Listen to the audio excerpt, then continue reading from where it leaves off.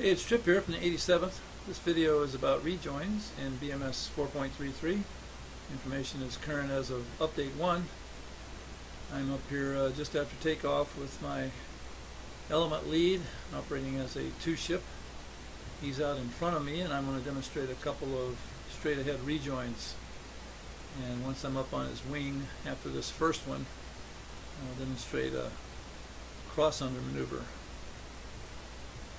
Sometimes the lead asks you to switch sides, so we're going to go from his left side to his right side, and I'll show you a method to accomplish that. Alright, so as I do every time I'm the wingman after takeoff, I'll bring the air-to-air radar up and look on the FCR to see if a track file has been created on the lead aircraft in front of me. In this case it has. So I'll make sure I'm in TWS mode with the radar, and I can do a short burst of TMS right, and that will lock the aircraft up. And now I've got lots of good information in the HUD that'll help me with the straight ahead rejoin. Right now the target aircraft is at 10,000 feet. I want to be at least 1,000 feet above or below him for the rejoin. And so I'm at 9,000 feet. I've got 40 knots of overtake, which is nothing really. We're 8.5 miles behind, so I need to pick that up quite a bit. I don't have any weapons on board. He does, so I can afford to increase my speed here and get it up to something respectable. 110 there is, at this distance, is kind of slow, so I'm just going to let it build. What else? Yeah, so you always come in at 1,000 or so feet above or below the target aircraft when you're rejoining. You never want to be at his altitude, just in case you lose sight of him. Maybe he goes in a cloud and you lose sight of him, or maybe you've lost control of the overtake and you go zooming right past him when you get up there.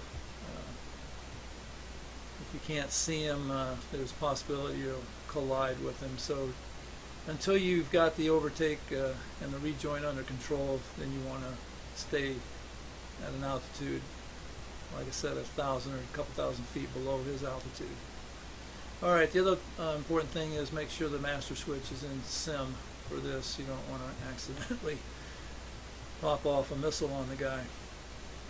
Alright, he's coming up on the next turn point, so this will probably wind up being a turning rejoin, which is kind of cool. We've got 160 knots of overtake. We're 5 miles back. Just going to boost the power here and see if we can pick up the speed a little bit. 180 knots at 4 miles is respectable. Now he's doing, according to the FCR here, he's doing 350 knots. So I wouldn't ask him to slow up. He's probably going as slow as he wants to go right now. So I'm going to pull a little lead turn on him here and see if we can cut the corner and close a little faster. We're 3 miles back with 280 knots of overtake, looking pretty good. Now I've got throttle and speed brakes to help control the speed with. In the instance where I need to lose even more speed, I could do some S turns, but that shouldn't be necessary. Alright, we're 2 miles back with 190 knots of overtake, feeling pretty comfortable. As I get close to his aircraft, I'll do another check of his speed. He's doing 350. I need to break that radar lock because I don't want to be up on his airplane painting him with all that energy. So I've got 150 knots of overtake speed with him, just doing a quick calculation on my airspeed versus his. He's starting to get big in the windscreen. I got the power coming back, and I got the speed brakes coming out. We got 100 knots of overtake now. He's getting pretty big in the windscreen, probably going to overshoot him here. We'll see. 50 knots of overtake. 30 knots, and that worked out pretty good. Speed brakes coming back in, power's coming up, and we'll pull up on his wingtip and say hello and stabilize and see what airspeed he's doing. Yeah, he's doing 350 knots. Alright, so here I would call saddled on his left side. Now to do a cross under, if he wants me to switch sides, usually it's done underneath the target aircraft, so I start a small descent here and then can change my heading just by a few degrees difference from his heading, and then roll wings level, and then I can just slide across his tail of his aircraft using the power to keep my lateral distance separation, and get to the point I want. I put back in that heading that I took out.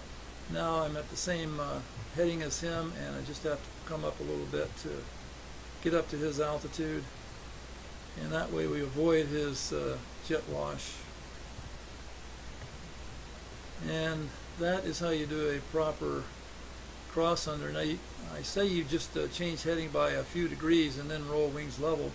What you don't really want to do is put in a bank angle and hold that bank angle all the way across, because then you'll start to accelerate across the tail of his aircraft, and it's just going to make the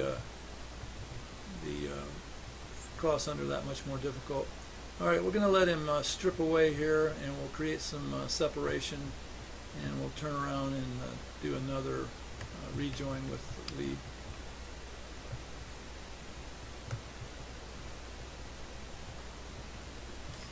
Alright, very good, worked out well. So rejoins after takeoff, you've got his aircraft on the HSD. Normally I am tied with air-to-air TACAN with either lead or my element lead, and I can look at his distance in the lower right corner of the DED. So once I break that radar lock and I don't have that distance in the HUD anymore, then I still have it up in the DED. So it's a good reference. Alright, he's about 10 miles. I'm going to honk it around here so he doesn't get too far ahead of us. Get back down to 9,000 feet. Hopefully we get a track file on the guy. He's at 10,000 feet, and our radar elevation's at, there he is, at between 3 and 15. So a short burst, well no, I got to do a long burst of TMS right to get it to go to TWS on the radar mode, and now a quick burst of TMS right locks him up. He's 11 degrees off to our left side, so I can turn toward him, and he's 8 miles ahead. We've got 230 knots of closure speed. That's respectable. I'm going to go for all I can get here. Hopefully this won't take too long.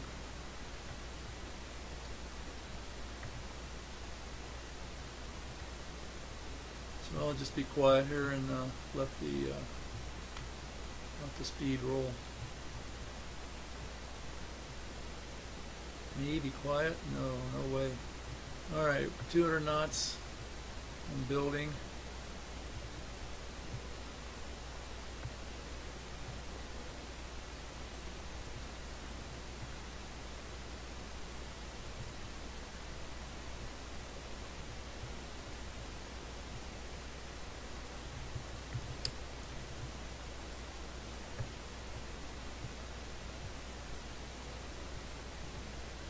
Looks like he's going to get to another turn point before we get up there.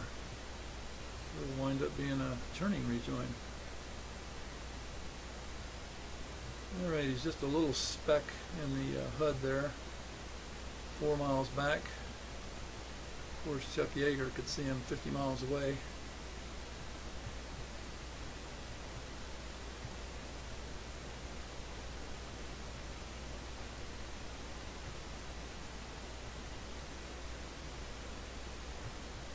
Seems to be taking a long time to catch him, but I'm doing about as much speed as I can get on the airplane without overstressing the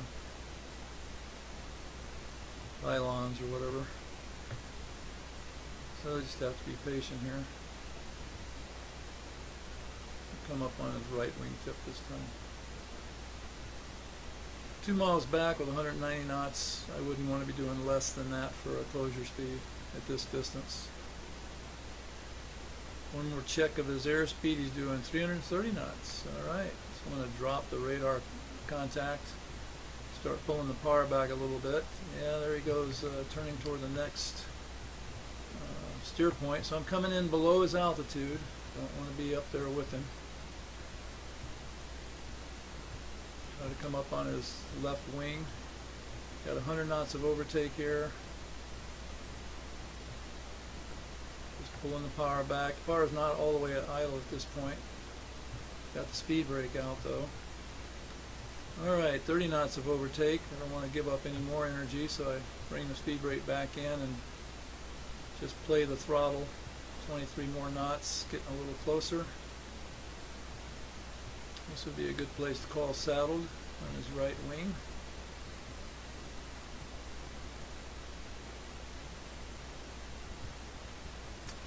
And that is that. Let me match the speed just perfectly here, and then we'll end this video. I hope it's been useful and entertaining, and trip out.